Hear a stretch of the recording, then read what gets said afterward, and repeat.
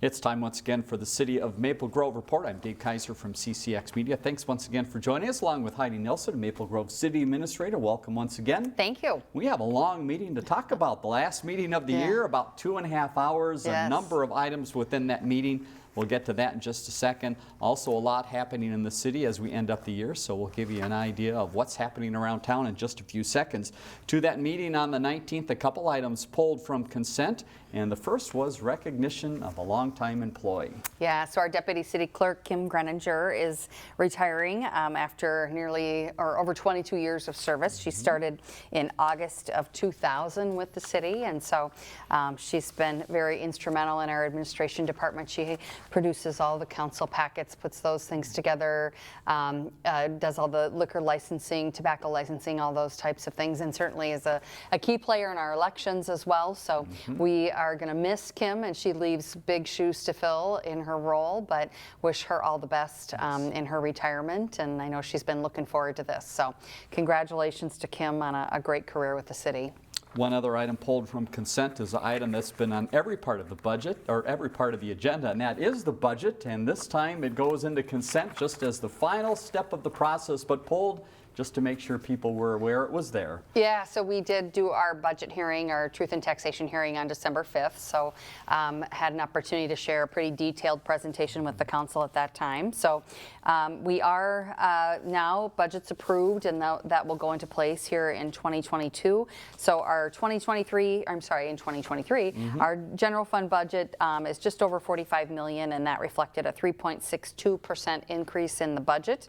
And then that reflected a 4.91% increase in the levy. So Councilmember Leith was pointed out, we did have a slide that kind of showed the levy increases across all of the comparable suburbs, larger suburbs in the metro area, and we were the lowest, only second to Eden Prairie, and by just a bit. So I think we worked real hard to manage that levy this year in light of, really we're impacted by those inflationary costs as well. So increased costs of utilities, pressure on wages, all those types of things. And so lots of gratitude for the staff and our finance director, Greg Stika, for the work on this budget and kind of bringing it in at that 4.91% level. Very nice. Let's get to the meeting itself then. In the beginning of the meeting, some special business was a very fun event, and there were 3 in a row here. First is swearing in of firefighters. You had 7, and listen in for a second on the amount of time they've been in the process. It's amazing. Yeah, they really started this journey in 2020, and it really takes almost 2 years for them to go through the process of all the training that they need to do and getting familiar with the equipment and the station that they're going to serve at. And so this swearing in is really the culmination of all of that, and quite an honor. We had 7 new firefighters sworn in, and their families were able to attend, and also a lot of support from other firefighters and fire department leadership. So we're really grateful to be welcoming Eric Brizgornia, Harlan Hegna, Steve Hornberger, Valerie Killian, Jan Kosalniak, Stacy Kvasnik, and Brighton Overton to the fire department, and grateful for them joining us. We continue to work real hard to hang on to this paid on call model of service to the community, and so we're always on that hiring cycle every year. So we're going to be starting that again here as we head into the spring and summer months. And so if folks are interested in finding a way to give back to their community and provide service, the Maple Grove Fire Department's a great way to do that. It's a good little part-time job opportunity. Comes with a pension, which isn't all that bad.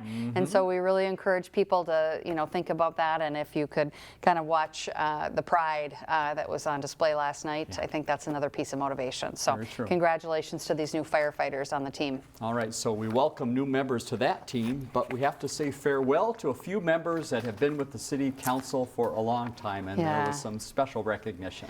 Yeah, so we took the opportunity to recognize Councilmember Karen Jager and Councilmember Phil Leith for their service service to the city, which is really remarkable. Karen served 6 terms on the city council, so 24 years, starting in 1999, and she never missed a single meeting. How about that? She served as liaison to the Lake Quality Commission, Planning Commission, Arbor Committee, and she's going to continue to serve in her role as on the Shingle Creek and the West Mississippi Watershed Commission. So that's an opportunity for her to continue in her service. And then she's also was a city representative to the Northwest Hennepin League of Municipalities. Her involvement extends, of course, beyond that of her role as council member. She has been involved with the District 279 Foundation, the Osseo Book Club, the Maple Grove Rotary, the Robbinsdale Area Shrine Club, Ladies Auxiliary, and then the Rice Lake Ridge Homeowners Association. And one of Karen's strong areas of support in her work on the council was our DARE program, and that's, of course, our drug awareness and resistance education program in our elementary schools. She attended every graduation, never missed a graduation for the DARE program, and was very committed to that. So we're grateful for Karen's service to this community. Very remarkable where this community's come since 1999 from where she started, and they had an opportunity to reflect on some of that last night about how things looked when they started and how things are now and how far the city has come. So, and both her and Phil, you know, had a huge role in bringing about kind of that growth and progress for Maple Grove. So we're grateful for Karen Jager's service, and we wish her all the best as she transitions off the council here at the end of the year. Also had an opportunity to talk about Councilmember Phil Lee's service to the city, and he was just completing 4 terms on the council, so 16 years, started in 2007. He, prior to that, served 4 years on the Planning Commission, and then prior to that, 2 years on the Citizens Long Range Improvement Committee, first starting in 2002. So really 20 years of service to the community. Phil is, of course, well known in the community with being in the Lions Club, and will be up as president of the Lions Club in the upcoming year. So taking on that new role as well. Very active at his Lord of Life Lutheran Church, and then was always very present at, you know, grand openings, ribbon cuttings, very supportive of the business community, and very interested in seeing growth in industry here. So a lot of experience and knowledge walking out the door here at the end of the year, but we've been busy, you know, onboarding our new council members that'll be sworn in on January 3rd, but really grateful for the opportunity to honor the service for Karen and Phil. And tomorrow afternoon at the Government Center, there'll be a reception for Phil from 3 to 4:30 with a program at 3:45, and members of the public are welcome to attend that if this hits the media before that. Yes, so very good. Yeah. Well, thanks for the service for Karen and Phil. Outstanding. One public hearing at the meeting in December 19th, and that was for on-sale wine and malt liquor license for S&G Dining. Tell us a little bit more about that presentation and business. Yeah, so this is a new 3-2 malt liquor and wine license for Dancing Ganesha, and it's going to be located over at the Fountains, a new Indian style restaurant. So we did have the owner in front of the council to talk about their new business and have this hearing on this new liquor license, which then was approved. Next item on the agenda were liquor violations, and this was from some compliance checks back in early November. 6 violations. Again, give us an overview of what these are and what the process was at the meeting. Yeah, we really continue to struggle in this area, and it is an area of big concern for the council. We take this very seriously. You know, we always say this is the time that we were there. What happens when we're not there? And so we really worry about the sale of alcohol to minors in Maple Grove, and so we do go out and do compliance checks every twice a year. In the spring and in the fall. And so, you know, the key is to be carding everyone all the time so that when our underage decoy comes in, there's no issues, and that you're carding them as well. So 6 failures, Angel's Liquor, Max's on Main, Crave, Pizza Karma, Haskell's, and Walmart, and 3 of these being off sale. So we really also encourage, you know, the use of a scanner type system. Very easy to do in an off sale situation where all the customers are coming to one point of sale, and so we might be looking at some ordinance changes to make that a requirement. We've been having some discussion about that, but yeah, disappointing to see another 6 failures here. So the council worked through that, and we'll continue to try to encourage our license holders to get their staff out to training. We offer that free twice a year at the city to make sure that they have that opportunity. We know, you know, staff staffing continues to be a struggle, and we do hear that when they come forward, and we understand that, but at the same time, we got to make sure that we're checking IDs and making sure that we're not selling to minors. So.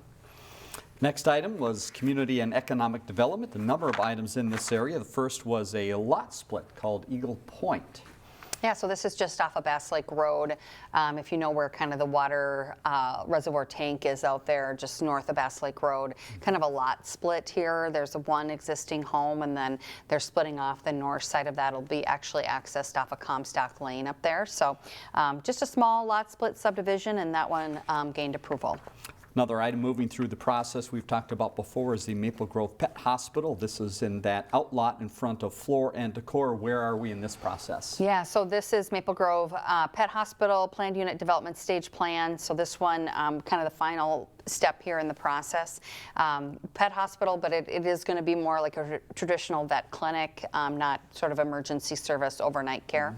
But a nice addition. I know a lot of new pets in Maple Grove since the pandemic, and so I think additional vet services will be a nice addition to that area.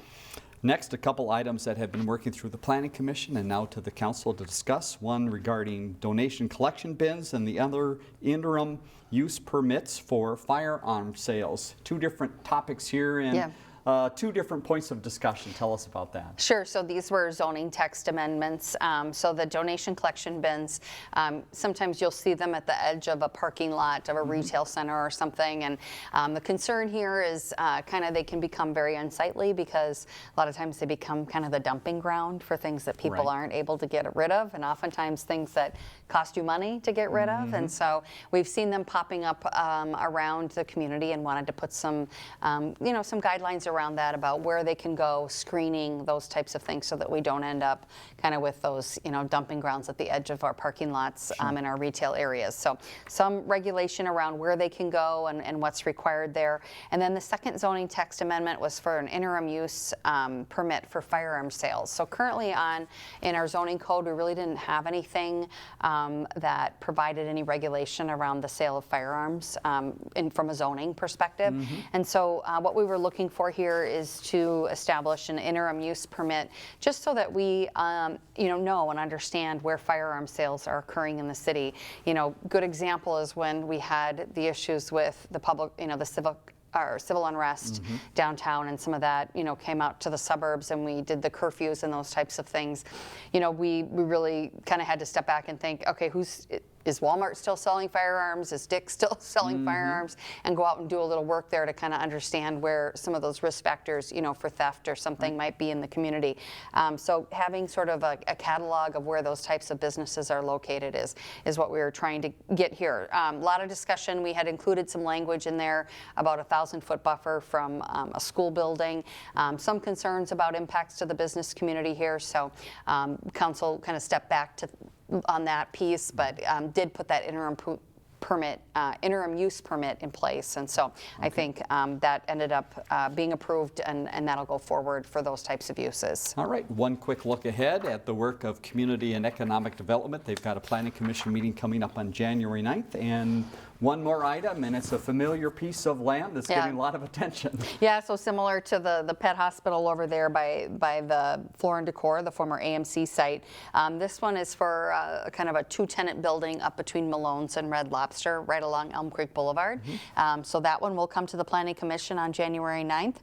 That's the only item for Planning Commission in early January. This does tend to be a little bit of a lull in the calendar for development projects, but I'm sure as we get into later in the winter months, we'll start to see that activity pick up again. I believe it. Engineering Public Works, just a couple items to touch on. First, progress report on the wellhead protection program seems to be moving along. Yeah, so that is something we've been working on for a while here, and then submitted to the state. So that's been approved, and that will be going into effect here in the coming months. And then we're just looking ahead at the next couple of days, and know we have some challenging weather ahead. So plow crews are going to be ready. I think really difficult in this cold of temperature. It's really hard to get kind of the salt to take effect. And then really, even if the sun's out, not a lot of warming during the day. So, Right. I think there are lots of travel advisories out there, and know that, we're going to be out there doing our best to keep the streets clear as we head into the holiday weekend here. Not the best timing, but know that our crews are going to be ready and out there. Final note is the corridors of commerce, something we've talked about a few times here, and it sounds like it's getting a little more press and coverage. Yeah, so Star Tribune picked up the story. We did submit, as well as the I-94 Coalition and the City of Rogers submitted a corridors of commerce application for adding that lane kind of between Hemlock and Weaver on the westbound side of 94 there. At the Fish Lake split, to kind of try to help with that, 2-to-1 lane merge that occurs there as you're coming westbound on 494 and 694 into the 94 merge there. So lots of our, corridors of commerce money that I think they have around $200 million to distribute out to various projects. And so a number of projects were submitted by the I-94 Coalition as well as the cities along the corridor, not only for this Fish Lake split piece, but also further up the corridor, the GAP project between Albertville and Monticello. So we're really trying to kind of round out those improvements out there on the corridor, and we'll see. I think the announcement on those awards is in the spring, right around May timeframe. All right, we'll keep a look at that for you. Next item was administrative items and a few items looking ahead to the legislative session.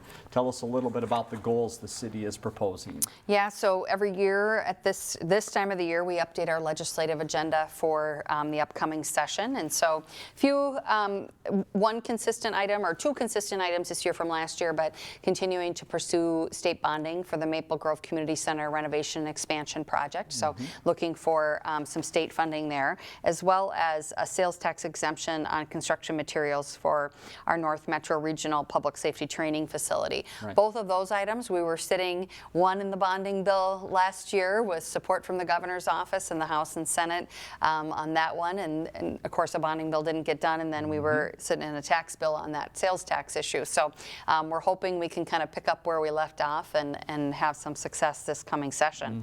The other piece is we see the funding for 610 coming together, and that project likely to move forward to construction next summer. We're shifting our focus over to 169 Elm Creek Boulevard. So that older interchange there where you see kind of the stacking signals and not a lot of lane width there, looking to have that interchange reconstructed. So we recently received $7 million towards this project, about a $21 million project, so not too bad of a price tag to tackle here. But we did just recently receive $7 million through the Surface Transportation Program through the Met Council. That's federal money that comes down through Met Council. So a third of the way there already, and so we'll be pursuing some transportation dollars in this session to try to round that out and see if we can't get that interchange improvement done as well. And then the contract with Lockridge Grindle now, and we work with Ann Lincheski on our efforts down at the legislature, and so that contract was approved as well. Final notes you had were to look ahead at January and in that first meeting on a separate day. Yeah, so we have, of course, the New Year's Day holiday falls on a Sunday, so the holiday will be Monday for the government center and city staff, and so our city council meeting then moves to January 3rd. Kind of a ceremonial meeting. We have all of our organizational appointments. We'll be swearing in our new council members, Christy Janigo and Rochelle Johnson, and welcoming them to the dais. And then we will have one development project that'll be coming back, the Bella Woods project that was before the council earlier in December.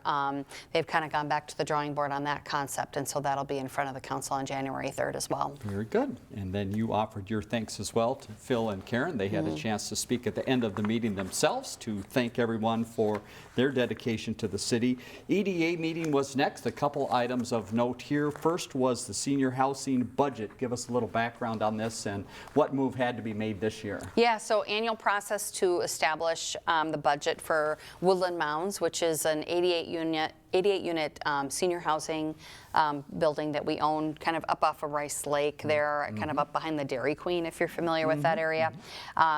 We within that, kind of look at, what the rents need to be set at, our capital obligations in the building, operational costs, those types of things. So again, impacts from utilities, those types of things. And so we're looking at what was approved was a 5% increase in those rents there. We continue to be well below even the affordable market in those buildings in terms of our rent structures. So that'll help us kind of ensure that we're, putting aside capital, but also attending to those operational needs in the building.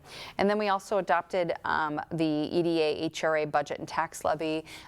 We've kept our HRA levy, EDA levy consistent for many, many years, since 1999 at that $150,000. Right. But within this, we also approved the budget for our scattered site program.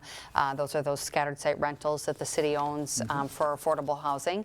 We are looking at, we approved a 10% rent increase there. Again, just the cost of maintaining those units. We've had a little bit more turnover in those units in recent years. And so every time we turn over, we're doing a lot more work.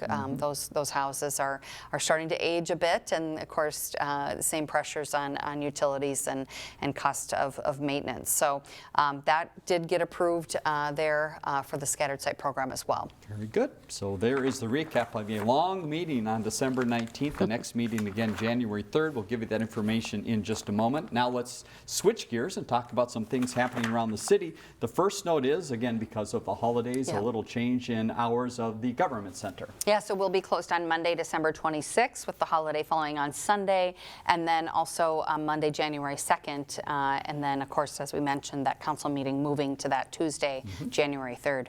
Speaking of the holidays, some successes to report and some drives that took place. Tell us about the great news. Yeah, so the Maple Grove Police Department coordinates the toy drive for cross services, and they had a very successful year this year. Toys were collected over a 3-week period at city facilities, so we're really grateful for the police department taking the lead on this and helping Cross out. And then they also were involved, the police department, in Shop with the Cop, another success, and that's a great event. Yeah, this is always a favorite night of the year for many in the police department. So over 16 kids, and then they were partnered with 30 staff from the police department that went to Walmart to do their shopping. And Walmart is a really great partner on this, providing a lot of support to make this event happen. And then they get together afterwards and do wrapping and those types of things. So we're really look forward to this event every year, and grateful for Walmart's partnership here.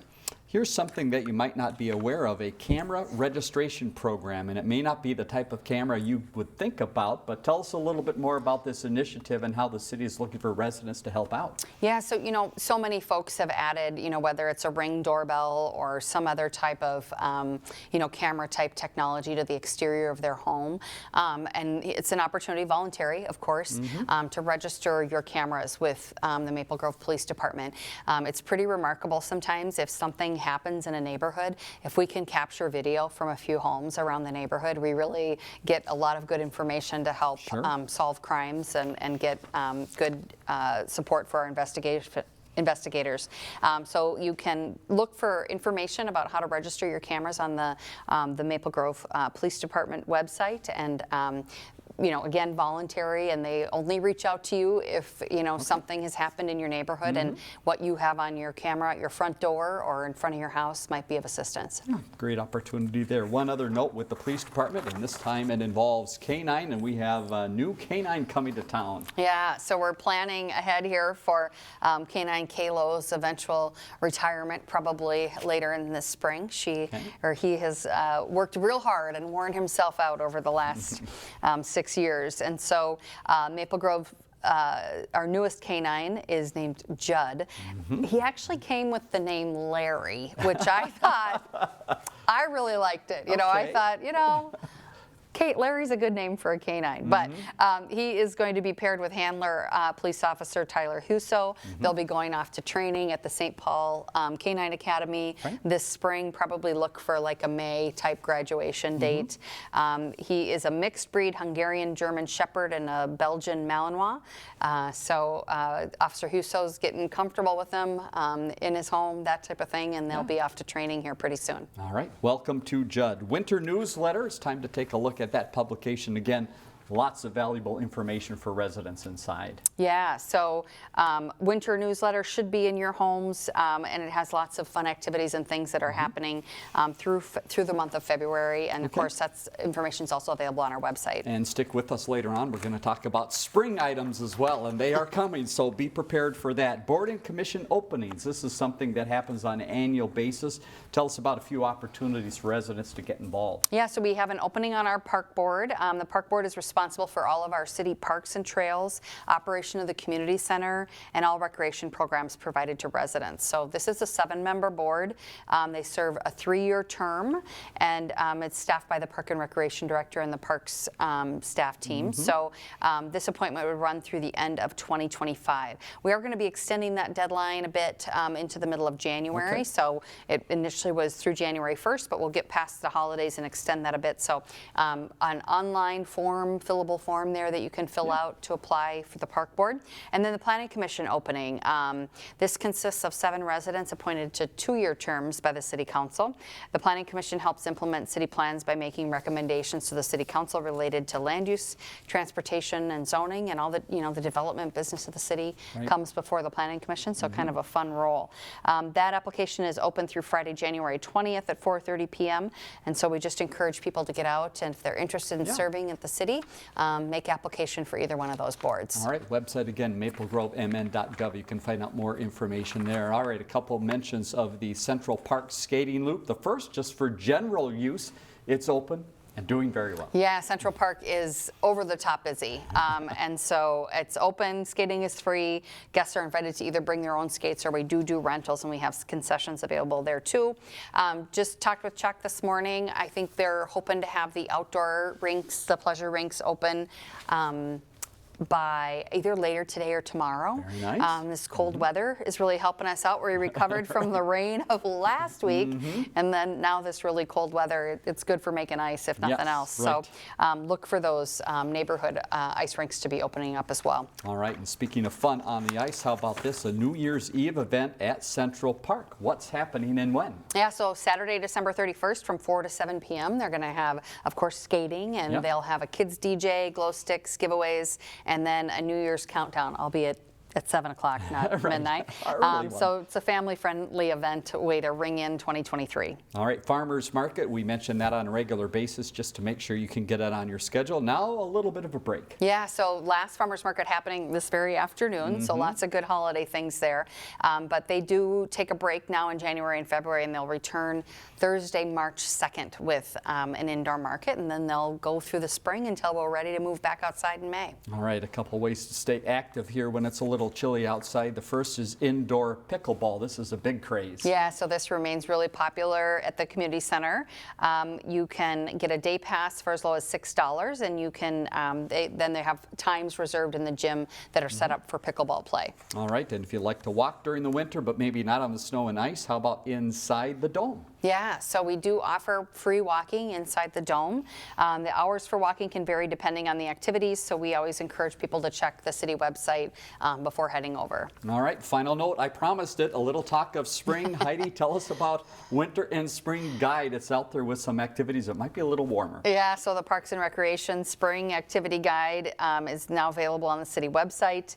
We have over 560 programs available through there, so there is hope that this cold snap will eventually end and it'll stop snowing, and we'll be into spring before we know it. Those activities are coming, so take a look there to find out more information. Heidi, thanks again for joining us. You're welcome. For all the information. Let's leave you with a little information about the next meeting and also some contact information. You see the next meeting is on Tuesday, January 3rd, 7:30 at the Government Center. There's the phone number at the bottom of the screen, and again, that website. Very helpful to find out information that we've talked about today and other things that are happening in the city. Thanks for joining us once again. That's it for the City of Maple Grove Report.